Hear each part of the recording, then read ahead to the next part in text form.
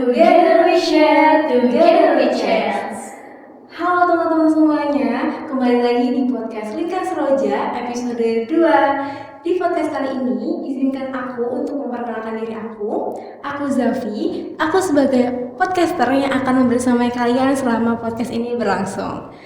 Oke, aku sekarang merupakan seorang mahasiswi semester 3 jurusan psikologi di UIN Sunan Kalijaga, Yogyakarta.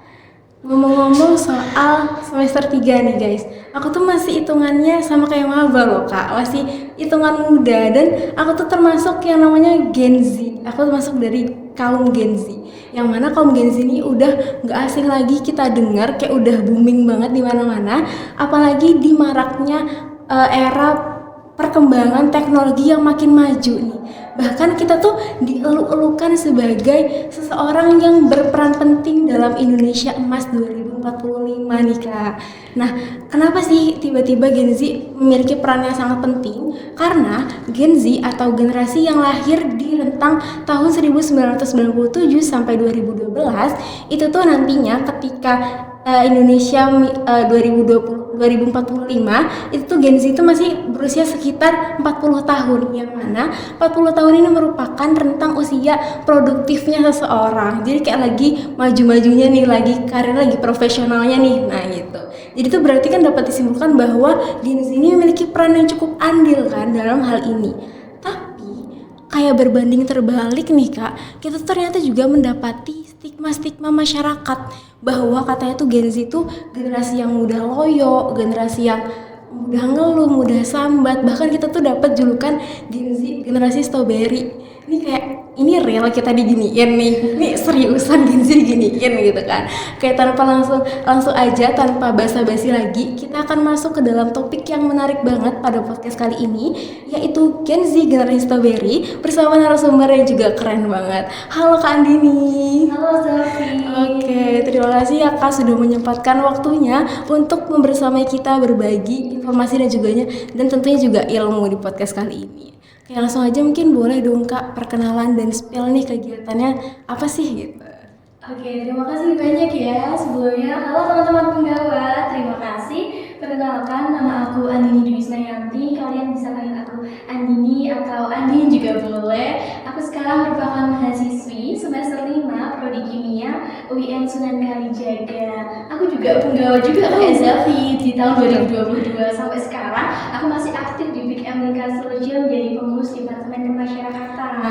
Gitu, dan alhamdulillahnya ya Zafi, di tahun ini aku berkesempatan untuk join atau bergabung dalam Duta Generasi Berencana Daerah Istimewa Yogyakarta pada tahun 2024. Nah, baru banget nih 2 bulan yang lalu aku dinobatkan menjadi Duta Genre. Jadi masih yang terbilang baru gitu, karena di bulan Juli kemarin baru grand final dan sekarang Agustus September, berarti udah 2 bulan gitu. Untuk kesibukanku sebenarnya aku nggak sibuk-sibuk banget ya karena kita kali ini, dan keren banget nih Kak Andini itu masih bisa balance antara kesibukan organisasi, kesibukan di duta gender, dan apalagi tentunya prioritas di kuliahnya ya Kak.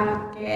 Dan kita tuh ternyata punya kesamaan nih Kak. Selain kita kesamaan perempuan yang ingin dimengerti, kita tuh juga seorang dan bagian dari kaum Gen Z. Gen Z banget ya. Gen Z banget.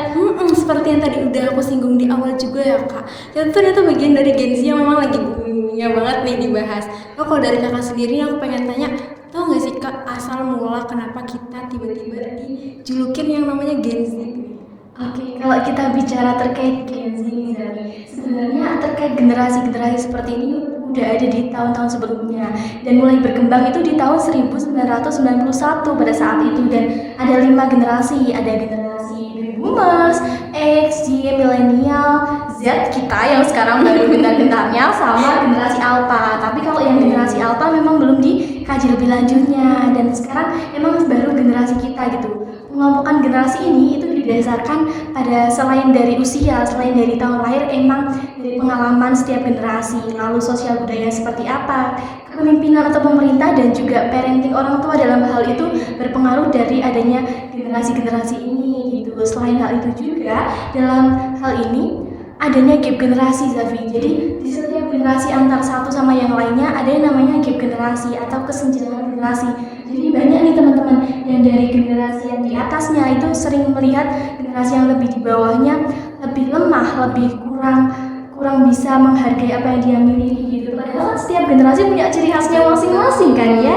Jadi dalam generasi X, generasi Y, Z pasti mereka punya ciri khasnya masing-masing untuk bisa dikembangkan. Tapi masih banyak nih kayak anggapan bahwa generasi kita yang lebih bawah itu masih lebih lemah dari generasi yang sebelumnya, dan itu masih akan terus berkesinambungan sampai kapan itu. Karena kita kalau melihat generasi Alpha juga pasti kita mikirnya alah generasi Alpha cuma kayak gini aja nangis, sama kayak gini aja nangis gitu-gitu kan. Jadi itu masih siklus yang terus berulang gitu.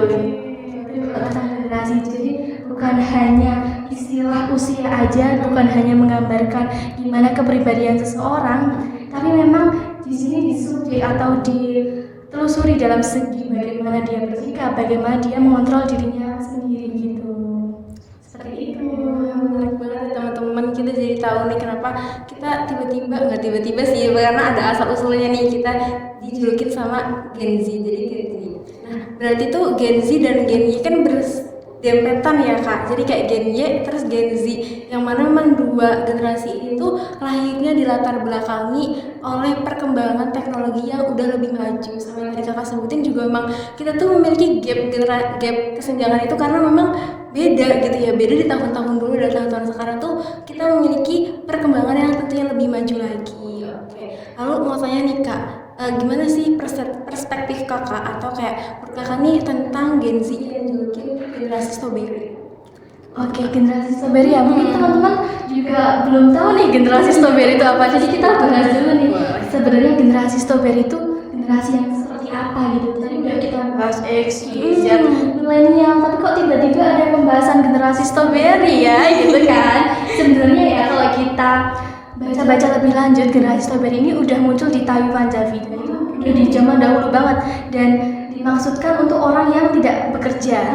Tapi untuk sekarang mulai kayak viral lagi karena memang di era ini ya eranya Gen Z, dan banyak yang mengaitkan bahwa generasi strawberry ya sama dengan generasi Z gitu kan. Nah, kalau kita lihat dari buahnya sendiri, buah strawberry ya yang kalau dilihat merah, merona, cantik gitu kan. Tapi kalau kena tekanan sedikit aja udah meow, udah punya gitu. Nah, itu diibaratkan sebagai generasi yang emang dia mempunyai cita-cita, dia mempunyai keinginan untuk mencoba, tetapi ketika gagal dia merasa udah nggak ada harapan lagi, merasa putus asa, merasa stres, terus butuh healing setiap saat, dan itu sangat dikaitkan sama generasi Z gitu kan. Sebenarnya kalau kita lihat ya, nggak cuma generasi Z aja yang mengalami hal tersebut, karena tentunya setiap individu, setiap orang pasti pernah merasakan hal tersebut gitu loh. Dan aku pun juga pasti pernah gitu merasakan hal dimana aku gagal dan aku merasa aku udah nggak punya apa-apa lagi, aku udah merasa nggak bisa melakukan hal apa lagi gitu loh. Jadi di sini bukan hanya generasi Z aja teman-teman yang bisa menjadi generasi strawberry, tapi tentunya setiap individu, setiap pribadi pernah merasakan hal tersebut gitu. Jadi ya jangan dipatokin Gen Z ya sama dengan generasi strawberry ya, karena emang karena stigma seperti itu muncul gara-gara saat ini eranya kita, eranya Gen Z yang banyak dikerjakan di mana-mana gitu kan. Tapi ya itu, semua orang pasti pernah merasakan hal tersebut, semua orang pernah ada di posisi itu. Tinggal gimana cara kita membatasi diri dan gimana cara kita mengelola emosi kita untuk hal yang lebih baik dan jangan sampai mengarah ke yang negatif gitu teman-teman. Berarti memang yang dijulukan Gen Z, generasi strawberry ini cuma stigma masyarakat aja kak, kayak stereotype gitu doang ya, bahwa kita tuh sebenarnya nggak kayak gitu, bahwa kayak mengeluh itu tuh wajar kok, wajar banget nggak sih? Normal ya, kayak semua orang juga pasti pernah yang namanya ngeluh. Tapi ya perlu digarisbawahi bahwa jangan jadikan kegagalan itu tuh alasan kita untuk berhenti gitu ya kak. Oke, jadi jadikan itu tuh sebagai motivasi kita untuk terus berkembang. Nah, ngomong-ngomong itu, kakak punya nggak sih pengalaman yang relate gitu tentang hal ini nih gitu? Boleh dong kak di-sharing? Oke, pengalaman jadi generasi strawberry ya pastinya. Tentu pernah banget ya. Waktu itu aku sedikit cerita ya teman-teman. Waktu aku di masa antara peralihan SMA ke kuliah. Jadi waktu itu aku memiliki tujuan untuk bisa meraih universitas yang emang aku pingin. Jadi aku emang setiap daftar, entah itu mandiri, UTBK itu tuh di univ itu. Semua aku bela-belain kayak belajar semua ya ke univ itu. Aku udah memiliki tujuan untuk untuk bisa masuk di situ. Tapi ketika aku gagal dan semua teman aku bisa masuk, aku merasa aku udah nggak ada lagi yang bisa dibanggain dalam diri aku sendiri. Aku merasa gagal, aku merasa kok aku kayaknya sejelek ini kah ya, nggak mampu itu kah untuk masuk di univ tersebut gitu. Dan hal itu pun nggak cuma di era itu aja, karena berpengaruh di aku semester 1. Kebetulan aku kan sekarang keterimanya di UIN yang emang bukan univ yang aku pengenin teman-teman. Nah itu berpengaruh juga di semester 1, di mana aku merasa aku masih pengen pindah ke sana. Aku merasa ini bukan tempat aku merasa nggak nyaman, aku merasa nggak enjoy menjalani kuliah ini. Tapi di sini ya teman-teman, hal yang bisa kita ambil bahwasanya ketika kita gagal, ketika kita udah nggak bisa lagi, udah nggak mencapai hal tersebut, kita bisa tetap menganggap bahwa orang lain masih ada di sekitar kita. Karena waktu zaman dulu ketika aku SMA, at least itu udah 2 tahun yang lalu ya, itu aku merasa teman-teman aku udah nggak ada yang peduli sama aku. Padahal itu aku sendiri yang menghindar ke mereka. Aku udah nggak aktif sosial media, aku benar-benar nggak ada kontak sama mereka. Jadi aku merasa aku sendiri, aku merasa nggak ada yang peduli lagi sama aku. Padahal ya itu yang membuat ya diri kita sendiri gitu, bukan orang lainnya seperti itu gitu. Nah, seperti yang aku singgung tadi, itu berpengaruh di perkuliahan. Merasa nggak bisa lagi, merasa ini udah puncak paling di dasar gitu, udah kayak aku ngerasa nggak bisa nih di survive di kampus gini-gini, karena ini bukan kampus yang aku pinginin. Tetapi ketika lama-lama aku berpikir, aku merenung, kayaknya semua yang aku dapat pasti ada hikmahnya. Nggak mungkin apa yang udah kita perjuangkan akan sia-sia gitu kan. Semisal bukan saat ini, pasti ya akan datang di waktu yang tepat gitu.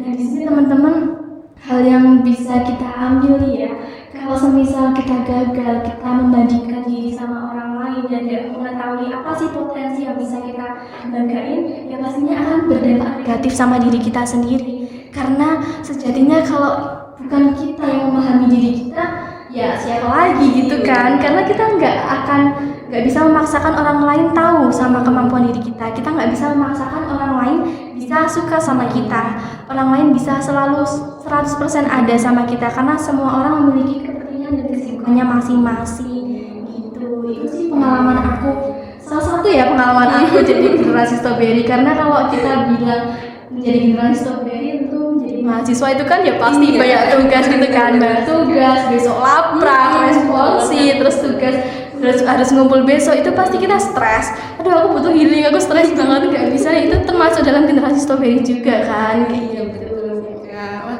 menarik banget nih pengalaman dari Kak Andini yang pasti kita dapat mengambil pembelajaran, terutama mungkin bagi teman-teman nih maba yang mungkin mengalami pengalaman yang sama kayak Kak Andini, kayak aku nggak pengen kuliah di sini, itu nggak kayak kuliah yang aku pengenin, nggak kayak mungkin jurusannya salah jurusan. Itu tuh it's okay, karena semuanya tuh pasti ada hal baiknya, ada hal positifnya. Tinggal kita bagaimana persepsi kita terhadap diri kita sendiri terutama ya.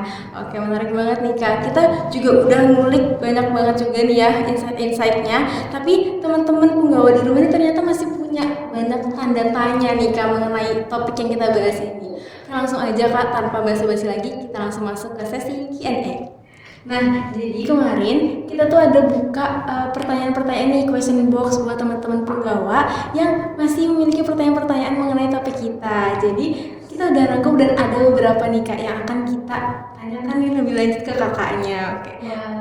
Kalau yang tanya berarti ada yang pengen tahu lebih lanjut nih terkait generasi strawberry. Keren.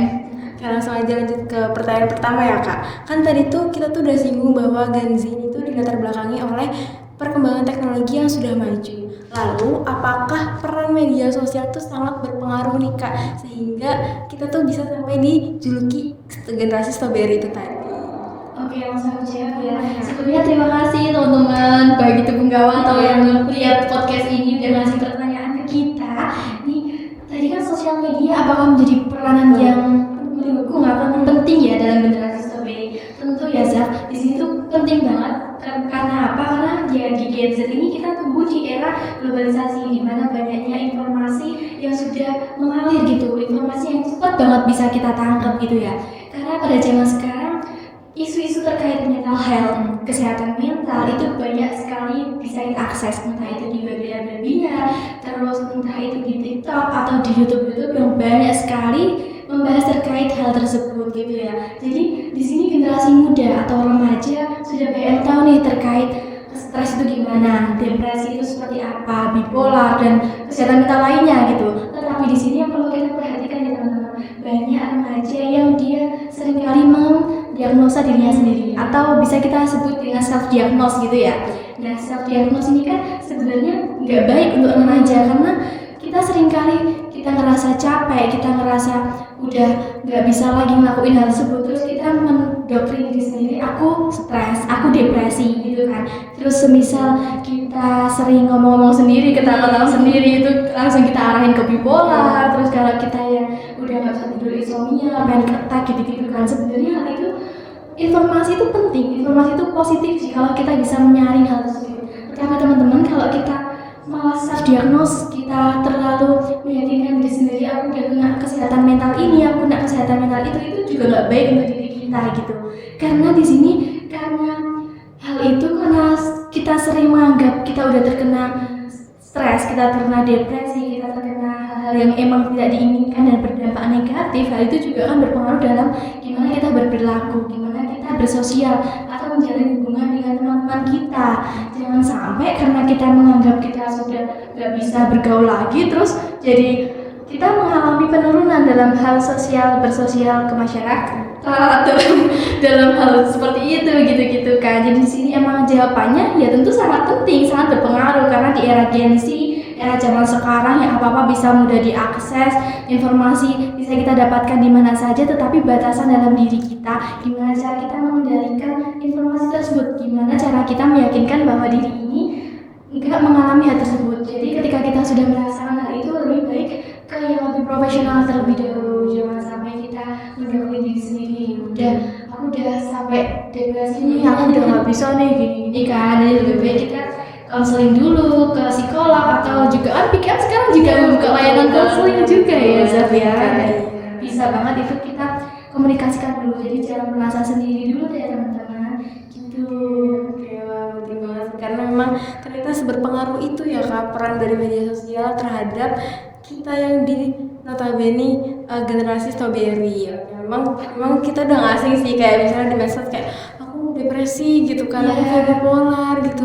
Tanpa biasa kan juga banyak ya Kak yang kayak tes kesehatan mental yang belum tentu benar adanya. Nah benar sih, lebih baik untuk dikonsultasikan kepada yang profesional, dan di pick up sendiri juga memang membuka sih guys. Jadi kalian konseling benar banget buat kalian memiliki masalah-masalah tertentu bisa untuk datang ke pick up. Oke, lanjut nih Kak, kembali ke laptop ya Kak. Kita terus bagaimana sih Kak cara menyikapi agar kita tuh memiliki rasa percaya diri yang lebih tinggi dan baik terhadap kita ini kan lagi digemparkan sama yang namanya itu tadi pikiran mudah ngeluh dan segala macam, dan juga kita sering dibanding-bandingkan nih Kak sama generasi-generasi sebelumnya. Kayak misalnya mungkin kita lagi cerita nih sama ibu kita kan, kayak Bu aku capek banget deh Bu kuliah lantai 4, terus tiba-tiba dosennya nggak datang, belum gitu ntar pulang macet panas gitu dan segala macam. Kan kita kayak butuh validasi dan mungkin kayak ya yang semangat ya gitu kan. Tapi bukannya kita dapat kayak gitu, malah kayak lah masih mending ibu dulu nih kayak gitu, ibu dulu ke kuliah aja dari rumah jalan kaki dan segala macam. Itu gimana sih Kak cara kita menyikapi hal itu? Oke, kalau dibanding-bandingin pasti kayak semua orang pernah yang ngerasain hal itu, entah itu dibanding-bandingin sama keluarga sendiri, sama tetangga kita gitu-gitu kan. Tapi karena ini pertanyaannya cukup panjang ya, kita bahas dulu yang terkait gimana kita bisa pede dan terhindar dari generasi strawberry yang stres atau bisa dibilang generasi yang tangguh gitu ya. Kalau rasa percaya diri ya Zaf, itu terdiri dari dua, gimana kita tidak percaya diri akan potensi kita, gimana kita nggak percaya diri kemampuan kita, dan juga secara fisik gitu. Karena kalau kita lihat remaja sekarang atau remaja yang masih di bawah SMP, SD atau SMP, SD, SMA gitu-gitu, terkait fisik ini masih banyak dibahas gitu-gitu. Aku juga pernah punya pengalaman dulu waktu SMP. Dulu aku kalau cerita hal ini aku pasti nangis, tapi sekarang aku udah bisa menceritakan hal tersebut gitu ya.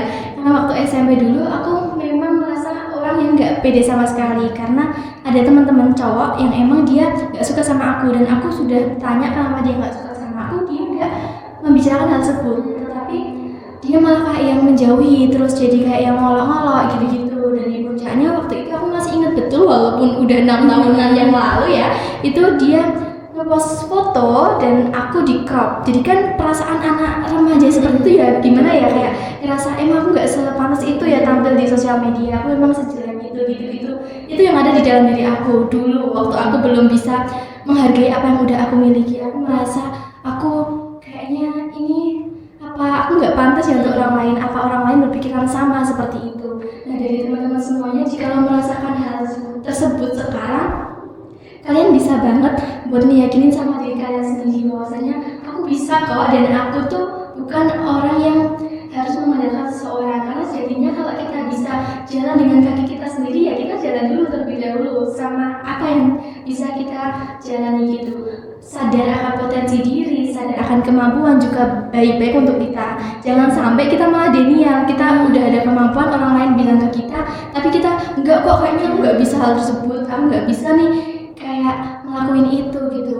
Dan seringkali untuk remaja yang saat ini tuh masih yang membanding-bandingkan sama orang lain. Seperti yang aku bilang, selain fisik bisa terjadi di dalam gimana kita insecure dengan pencapaian seseorang gitu ya.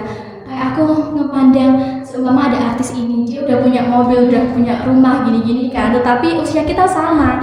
Nah, seringkali kita membandingkan hal tersebut, tapi itu tidak baik ya teman-teman, karena ya kita dalam finish atau garis start yang beda-beda gitu. Otomatis ya finish kita juga pasti akan berbeda-beda. Jangan sampai dengan kita melihat seseorang lebih dari kita, itu membuat kita malah insecure. Kita jadi overthinking menjalani kehidupan sehari-hari gitu ya. Udah kayaknya aku besok udah nggak bisa deh ngelakuin ini, banyak banget hal yang perlu aku lalui gitu kan. Jadi teman-teman, kita boleh kok membandingkan diri sendiri asalkan itu bisa berdampak positif atau membuat kita motivasi untuk diri kita sendiri. Jadi kalau kita itu mengarah ke hal yang negatif, yang lebih baik kita jauhi aja. Kenali diri sendiri, tahu akan apa yang bisa kita lakukan dan rencanakan apa yang emang bisa kita laksanakan di kemudian hari gitu.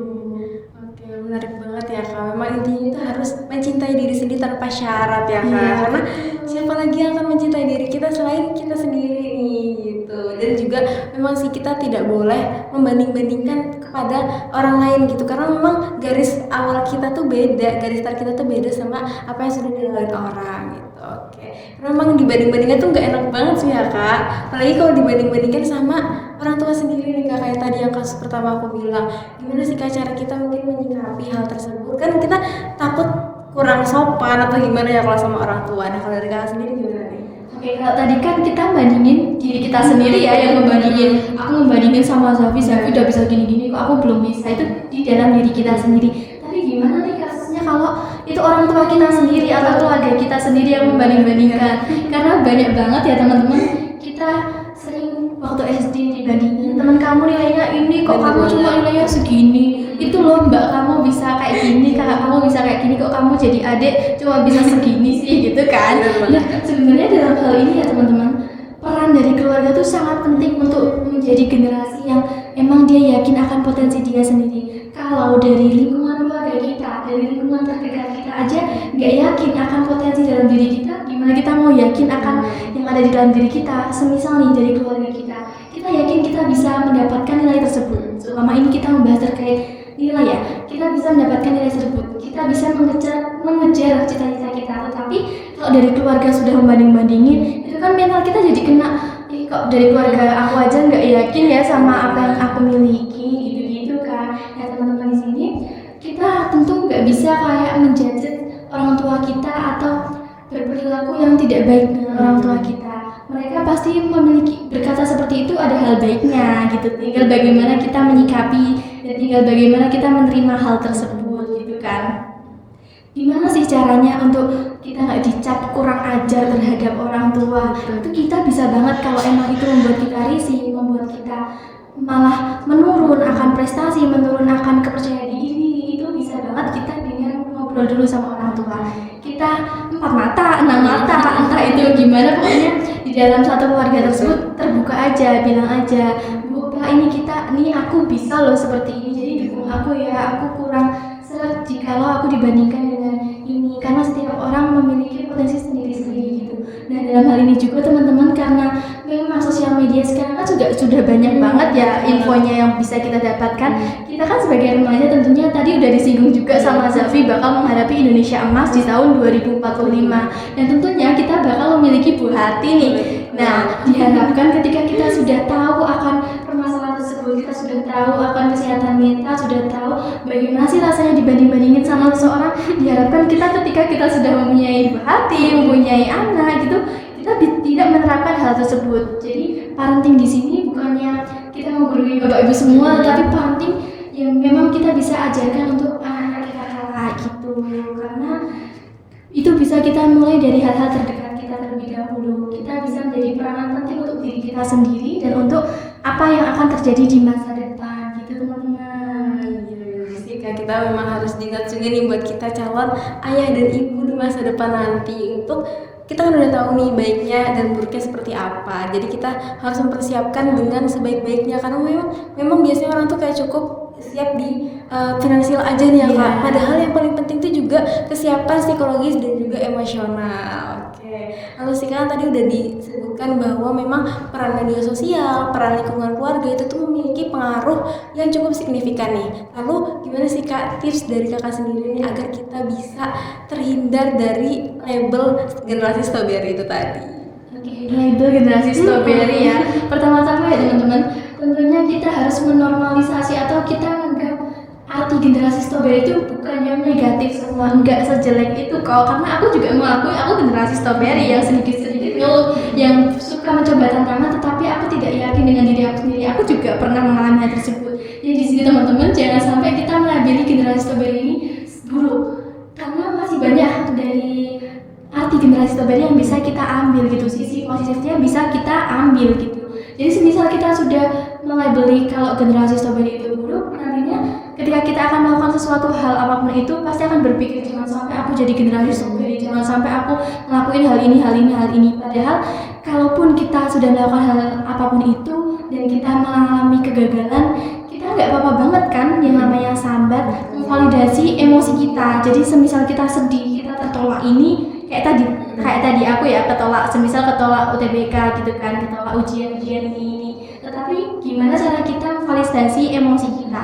Kita nggak apa-apa kok sedih dulu, tapi jangan berlarut-larut, karena masih banyak hal yang bisa kita jalankan teman-teman. Masih banyak hal di sini yang menunggu kita di masa depan, karena kan kita juga masih remaja ya, masih bisa dibilang generasi yang emang lagi menggebu-gebunya. Banyak hal yang bisa kita eksplor, banyak hal yang bisa kita nikmati gitu. Jadi semisal kita sedih, semisal kita mendapatkan hal yang tidak sesuai dengan ekspektasi, nggak apa-apa, kalian sedih aja terlebih dahulu, tapi jangan berlarut-larut, jangan menganggap apa yang akan kita lakukan ke depannya, apapun yang kita lakukan sekarang itu benar-benar gagal dan nggak bisa bangkit lagi gitu. Karena itu benar, kalau kita simak ya, itu sangat berpengaruh dalam apa yang akan kita lalui di masa depan. Dari apa yang udah aku omongin tadi, berarti di sini kita jangan labeli diri sendiri kalau kita nggak bisa.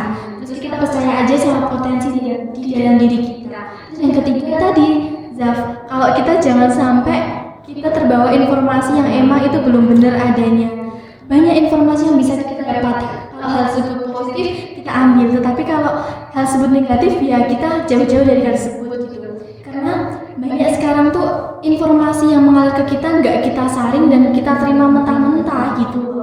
Dan banyak sekali ya remaja sekarang itu yang merasa judges atau penilaian dari seseorang itu berpengaruh dalam diri dia. Jadi merasa baperan nih, aku baperan banget dibilang seperti ini gitu kan. Tetapi di sini ya teman-teman, sifat baperan itu normal untuk dimiliki setiap orang gitu ya. Tinggal gimana cara kita bisa melupakan hal tersebut dan gimana cara kita membangun diri ini menjadi yang positif. Jadi lingkungan kita positif dan tidak ada orang yang menilai kita menjadi yang negatif. Jadi bersikaplah atau menjadilah manusia, bukan manusia sih, remaja yang memang punya rencana, remaja yang ceria dan bisa meyakinkan diri sendiri bahwa aku bisa kok menjadi seperti ini gitu. Wah, menarik banget dan gak kerasa banget ya, karena kita dari tadi udah ngobrol panjang banget, udah daging semua nih isinya ya, kayak bener-bener pembahasan yang bisa diambil pembelajarannya banyak. Oke, mungkin izin aku simpulkan sedikit ya Kak, bahwa ternyata stigma terhadap generasi strawberry itu tuh merupakan hanya generalisasi masyarakat saja, bahwa Padahal semua individu, semua generasi maupun apapun itu tuh memiliki kemampuannya tersendiri, mempunyai potensi-potensi yang dapat digali. Dan di sini juga peran media sosial, peran keluarga, lingkungan itu juga memiliki pengaruh yang cukup signifikan terhadap ini. Dan yang paling penting adalah persepsi kita terhadap diri kita sendiri. Bagaimana sih kita menyikapi hal itu? Karena memang di dunia ini ada beberapa hal yang tidak bisa kita kontrol, teman-teman. Kayak misalnya persepsi orang lain terhadap kita itu kan kita nggak bisa menyuruh orang untuk suka terus sama kita kan. Nah seperti itu. Jadi yang perlu kita garis bawahi juga, kita harus menghindari stigma-stigma ini yang justru malah memperburuk keadaan kita nih. Oke.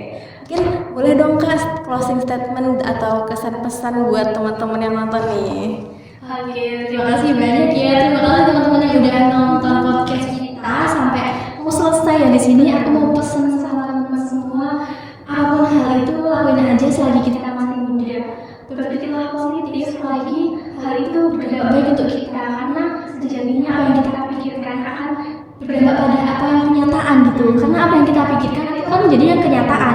Nah, dari hal itu juga ketika teman-teman merasa udah nggak bisa lagi, udah merasa nggak punya siapa lagi, itu yakin aja sama diri sendiri kalau masih banyak orang yang mau sama kita, masih banyak orang yang perhatian sama kita. Jadi jangan merasa sendiri, jangan merasa hidup ini sudah tidak ada artinya. Kalaupun gagal nggak apa-apa, kita masih muda, masih bisa mencoba banyak hal yang bisa kita lakukan. Gitu teman-teman, di teman-teman di luar sana, tapi yakin ya mencoba hal apapun itu selagi memang bisa dilakukan dan tidak memberatkan di dalam diri sendiri. Itu tetap berpikir positif, tetap berpikir bahwa kita bisa menjadi generasi yang berencana dan juga bermakna. Intinya emang kita tuh harus tetap belajar ya Kak, karena apapun ke depan itu pasti ada solusi yang bisa untuk kita ambil, dan juga pasti ada hal-hal baik positif juga ya Kak. Oke. Terima kasih banyak Kak Andini atas kesempatan dan juga waktunya telah berbagi informasi dan juga ilmu yang sangat bermanfaat. Tentunya semoga kita dapat mengambil hal baik dari podcast kali ini. Sekian dari kita, kurang lebihnya mohon maaf. Wassalamualaikum warahmatullahi wabarakatuh.